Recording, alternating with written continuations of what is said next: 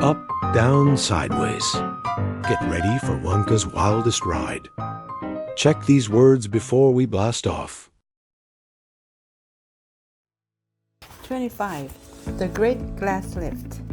I've never seen anything like it, cried Mr. Wonka. The children are disappearing like rabbits, but you mustn't worry about it. They'll all come out in the wash. Mr. Wonka looked at the little group that stood beside him in the corridor. There were only 2 children left now, Mike Teavee and Charlie Bucket, and there were 3 grown-ups, Mr. and Mrs. Teavee and Grandpa Joe. Shall we move on? Mr. Wonka asked. Oh yes, cried Charlie and Grandpa Joe, both together. My feet are getting tired, said Mike Teavee. I want to watch television. If you're tired, then we'd better take the lift, said Mr. Wonka. It's over here. Come on. In we go. He skipped across the passage to a pair of double doors. The doors slid open. The 2 children and the grown-ups went in. Now then, cried Mr. Wonka, which button shall we press first? Take your pick. Charlie Bucket stared around him in astonishment. This was the craziest lift he had ever seen.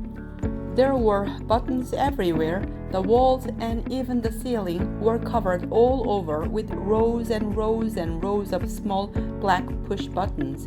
There must have been 1,000 of them on each wall and another 1,000 on the ceiling. And now Charlie noticed that every single button had a tiny printed label beside it, telling you which room you would be taken to if you pressed it. This isn't just an ordinary up and down lift, announced Mr. Wonka proudly. This lift can go sideways and long ways and slantways and any other way you can think of. It can visit any single room in the whole factory, no matter where it is. You simply press the button and zing! You are off! Fantastic! Murmured Grandpa Joe.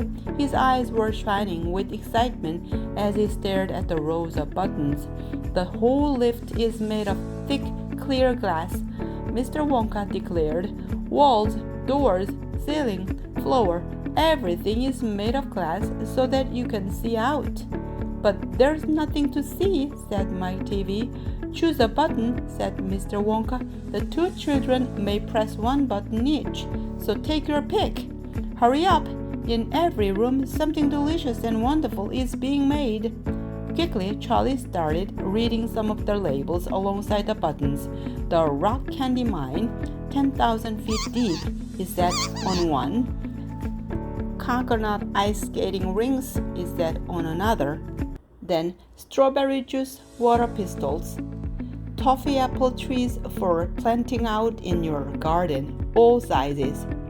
Exploding sweets for your enemies. Luminous lollies for eating in bed at night. Mint jujubes for the boy next door. They'll give him green teeth for a month. Cavity-filling caramels. No more dentists. Stick jaw for talkative parents. Wiggle sweets that wiggle delightfully in your tummy after swallowing. Invisible chocolate bars for eating in glass. Sugar-coated pencils for sucking. Fizzy lemonade swimming pools. Magic hand fudge. When you hold it in your hand, you taste it in your mouth. Rainbow drops, suck them and you can spit in 6 different colors. Come on, cried Mr. Wonka. We can't wait all day. Isn't there a television room in all this lot? Asked Mike Teavee. Certainly, there's a television room, Mr. Wonka said. That button over there. He pointed with his finger. Everybody looked. Television chocolate, it said on the tiny label beside the button. Whoopee! Shouted Mike Teavee. That's for me! He stuck out his thumb and pressed the button. Instantly, there was a tremendous whizzing noise.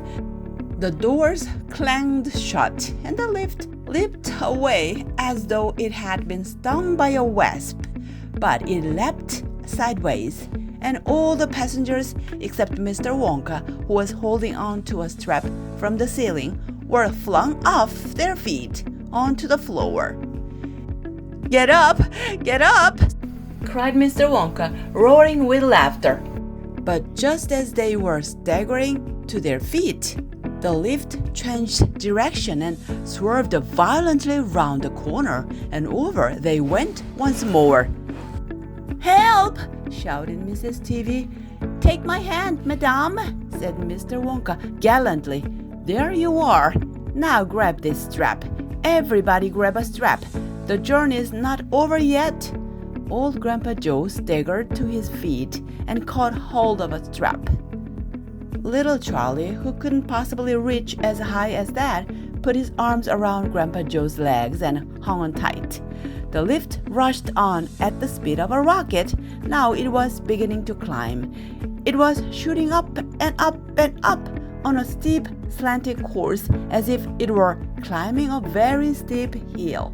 Then suddenly, as though it had come to the top of the hill and gone over a precipice, it dropped like a stone, and Charlie felt his tummy coming right up into his throat, and Grandpa Joe shouted, "Yippee! Here we go!"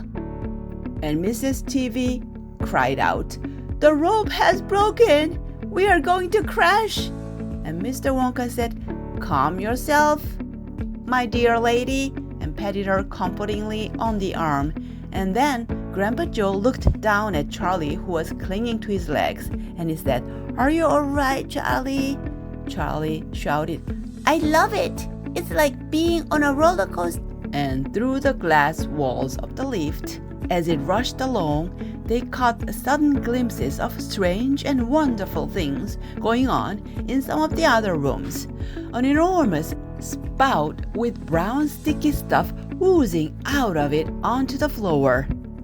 A great craggy mountain made entirely of fudge, with Oompa Loompas all roped together for safety, hacking huge hunks of fudge out of its sides.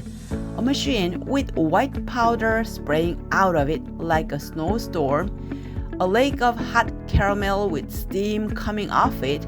A village of Oompa Loompas with tiny houses and streets, and hundreds of Oompa Loompa children no more than 4 inches high playing in the streets.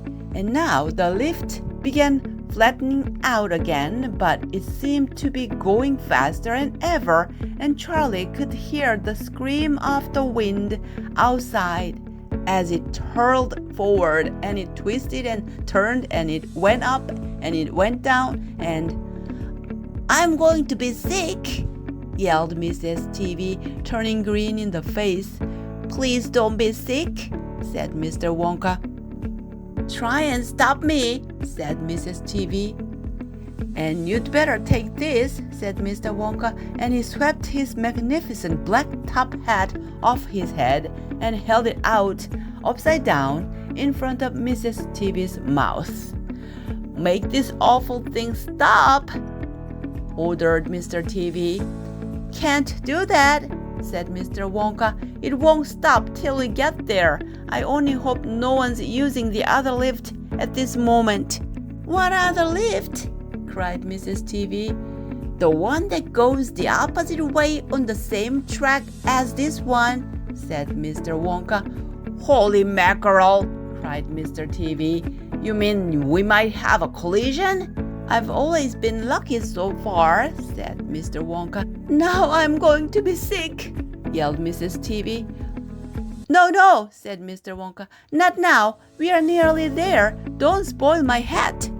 The next moment, there was a screaming of brakes, and the lift began to slow down. Then it stopped altogether. "Some ride," said Mr. Teavee, wiping his great sweaty face with a handkerchief. "Never again," gasped Mrs. Teavee, and then the doors of the lift slid open, and Mr. Wonka said, "Just a minute now. Listen to me. I want everybody to be very careful in this room. There is dangerous stuff around in here, and you must not tamper with it." Let's summarize what happened in chapter 25. Let's find out with 6 quick sentences.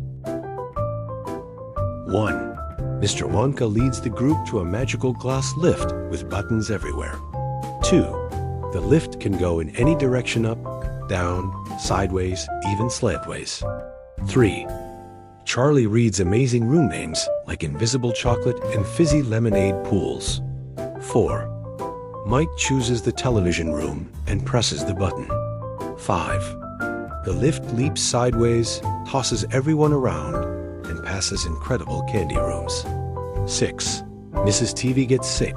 Mr. Wonka offers his hat, and finally, they arrive safely. Next stop, even more wonders ahead. Great job, everyone! Thanks for watching. See you next time.